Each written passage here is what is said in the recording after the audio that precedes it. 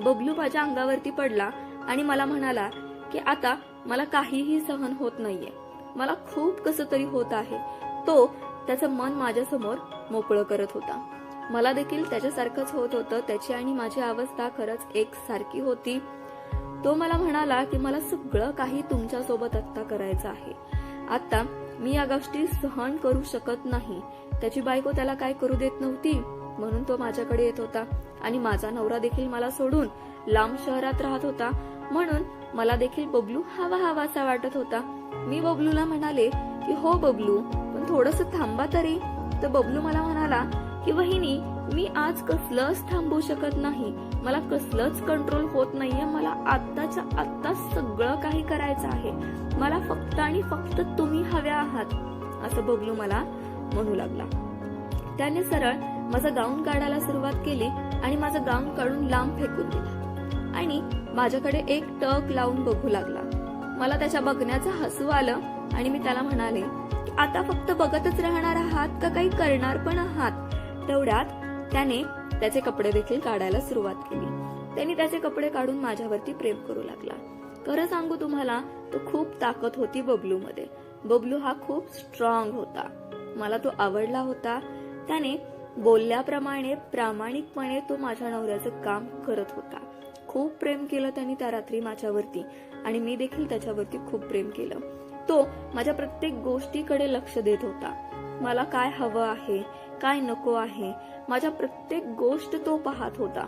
मला तो खूप आवडत होता. एक चांगला दीर होता तो माझा. तो माझं म्हणणं मानत होता आणि त्या रात्री देखील त्याने माझ्यावरती खूप प्रेम केलं होतं. माझं हे शरीर त्याने पूर्णपणे दाबून मसाज करून मोकळं केलं होतं. मला त्याने हलकं केलं होतं. माझं शरीर हे हलकं झाल्यामुळे मला देखील खूप चांगलं वाटत होतं, कारण माझं शरीर हे खूप जडजड झालं होतं आणि त्याने ते मोकळं केलं होतं. माझ्या शरीरातील पूर्णपणे घाम हा त्याने बाहेर काढला होता आणि माझ्या शरीराचं पूर्णपणे त्याने पाणी पाणी केलं होतं आणि त्या पाण्याने मी पूर्णपणे ओली चिंब झाले होते आणि माझा दीर बबलू देखील ओला चिंब झाला होता. मी देखील त्याला ओला चिंब करून टाकलं होतं. हा खरंच खूप चांगला होता. तो खूप प्रेमळ होता. दुसऱ्या दिवशी बबलू हा कामावरती गेला. मी माझं शरीर दुखत असल्यामुळे घरीच होते. मला फक्त आणि फक्त माझ्या चेहऱ्यासमोर फक्त बबलू दिसत होता. त्याने माझ्यासोबत जे काय काय केलं तेच मला फक्त आठवत होतं आणि दिसत होतं आणि ते सर्व काही आठवून मला एक वेगळ्या प्रकारची बेचैनी मला होत होती.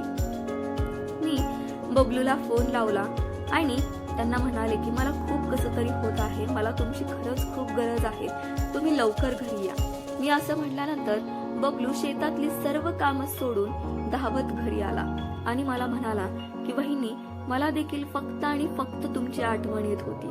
मला देखील असं वाटत होतं की कधी मी तुम्हाला जाऊन भेटतोय, कधी मी तुम्हाला बघतोय आणि कधी मी तुमच्यावरती मन भरून प्रेम करतोय, असं बबलूला देखील वाटत होतं. म्हणजेच आमच्या दोघांची परिस्थिती ही एकमेकांसाठी एकदम परफेक्ट झाली होती. मला सुद्धा त्याचं बोलणं ऐकून खूप चांगलं वाटत होतं. तसं म्हणून पुन्हा बबलूने मला उचललं आणि माझ्या रूम मध्ये घेऊन गेला आणि माझ्या रूम मध्ये मला त्यांनी बेडवरती झोपवलं. आम्ही दोघांनी त्या दिवशी देखील एकमेकांवरती खूप प्रेम केलं. त्या दिवशी संध्याकाळी माझा नवरा अचानक घरी आला आणि घरी आला तो एकटा घरी न येता त्याने शहरामध्ये जाऊन दुसरी बायको केलेली होती, त्या बायकोला सोबत घेऊन तो घरी आला. मला तर शॉकच बसला होता. माझ्या नवऱ्याला त्याच्या दुसऱ्या बायको सोबत घरी आलेलं बघून मला काय करायचं हे कळेना, काय बोलायचं हे कळेना. खूप राग मला माझ्या नवऱ्याचा आला होता. त्याला खूप मारण्याची इच्छा माझी झाली होती, पण काय करणार, आपण एक स्त्री आहोत. परंतु काय करणार, आपण एक स्त्री आहोत आणि पुरुषांवरती हात उचलणं हे आपल्याला शोभत नाही. म्हणून खूप गोष्टींवरती विचार करून निर्णय घ्यावे लागतात. मी त्याला माझ्या तोंडासमोर देखील थांबू दिलं नाही. ज्या नवऱ्याला माझी कधीच गरज वाटली नव्हती, तो नवरा आज त्याची दुसरी बायको घेऊन माझ्या समोर आला होता आणि घरात आला होता. मी हे सर्व काही माझ्या दिराला म्हणजेच बबलूला सांगितलं आणि बबलूला सांगून मी माझ्या नवऱ्याला घरातून हाकलून काढायला लावलं. बबलूने देखील त्याच्या मोठ्या भावाचं ऐकलं नाही. त्याच्या मोठ्या भावाने जे काय केलं हे त्याला आवडलं नव्हतं, म्हणून त्याने देखील त्याच्या मोठ्या भावाला घरातून बाहेर काढलं आणि त्यांनी सांगितलं की पुन्हा आमच्या दारावरती कधीही यायचं नाही. आता जे काही झालं ते अतिशय चांगलं झालं मला वाटतं, कारण माझा नवरा हा ज्या वेळेला मला गरज होती त्यावेळेला शहरात गेला.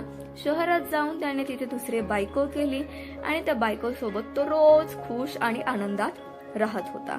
तो त्या बायको सोबत आनंदी होता, खुश राहत होता. मला त्याचा आनंद आहे, मला अजिबात त्याचं काही वाईट वाटत नाही. परंतु त्याच्यासारखा नालायक नवरा हा कधीच कुठल्या स्त्रीच्या आयुष्यात असू नये, नशिबात असू नये एवढंच मला वाटतं. कारण ज्या स्त्रीला नवऱ्याची गरज असते त्यावेळेला जर नवरा तिच्या जवळ नसेल तर ती दुसरा पर्याय त्या ठिकाणी शोधत असते. म्हणूनच मला असं वाटतंय की ज्यावेळी मला गरज होती त्यावेळेला माझ्या इच्छा अपेक्षा ह्या तशाच पडल्या होत्या आणि त्या इच्छा अपेक्षा पूर्ण करायचं काम हे माझ्या दिराने केलं होतं आणि म्हणूनच दिराचा हा हक्क माझ्यावरती माझ्या नवऱ्यापेक्षा जास्त होता. आता माझ्या नवऱ्याला घरातून बाहेर काढून माझा दीर आणि मी दीपिका आता तिघे जण चांगलं राहतो, आनंदाने राहतो. आम्हाला काही वाईट वाटत नाही. दीपिका हे मला मोठ्या बहिणी समान मानते. मी देखील तिला माझी छोटी बहीण समजून तिच्यावरती प्रेम करते. तिला मी कधीच कुठल्या गोष्टीची कमी पडू देत नाही. आणि बबलू बद्दल तर काही बोलायलाच नको. बबलू एवढे चांगले आहेत स्वभावाला की ते मला कधीच कुठल्या गोष्टीची कमी पडू देत नाहीत. मला आणि तिला दीपिकाला ते कधीच एका पुरुषाची कमी पडू देत नाहीत, नवऱ्याची कमी पडू देत नाहीत, कधी कोणत्या गोष्टीला अडवत नाहीत. आम्ही तिघे खूप छान राहतो, आनंदात राहतो, प्रेमाने राहतो, खूप काम कष्ट करतो. बबलू माझ्यावरती देखील खूप प्रेम करतो आणि त्यांच्या बायकोवरती देखील, दीपिकावरती देखील खूप प्रेम करतो. तो आम्हा दोघींना कधीच कोणती गोष्ट कमी पडू देत नाही, कोणत्या गोष्टीची कमी भासू देत नाही. तो आम्हा दोघांना कधीच कुठल्या गोष्टीची कमी पडू देत नाही. सगळ्या गोष्टी तो आमच्या ऐकतो, आम्हाला प्रत्येक गोष्ट आणून देतो आणि आम्ही तिघे जण आनंदात राहतो, आनंदात संसार करतो आणि आमचा संसार हा अतिशय चांगला चाललेला आहे. जरी मला समाजामधले लोक नावं ठेवत असतील तरीही त्या समाजातील लोकांना खरी परिस्थिती घरातील काय आहे हे माहिती नाहीये. लोक आहेत ते नावच ठेवणार, पण आपल्याला जे चांगले आहेत त्यांच्यासोबत आपण नेहमी चांगलं राहिलं पाहिजे.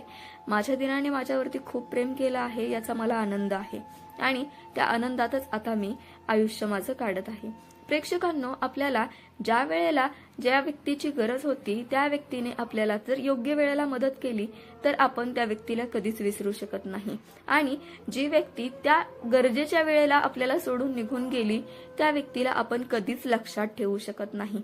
जर तुम्हाला आजची कथा आपली आवडली असेल तर आजच्या कथेला जास्तीत जास्त लाईक करा, कथा जास्तीत जास्त लोकांपर्यंत शेअर करा आणि मी आहे मराठी ओनली हा चॅनेल सबस्क्राईब करून ठेवा. चला तर मग भेटूया पुन्हा अशाच एका नवीन चटकदार कथेसोबत. तोपर्यंत धन्यवाद.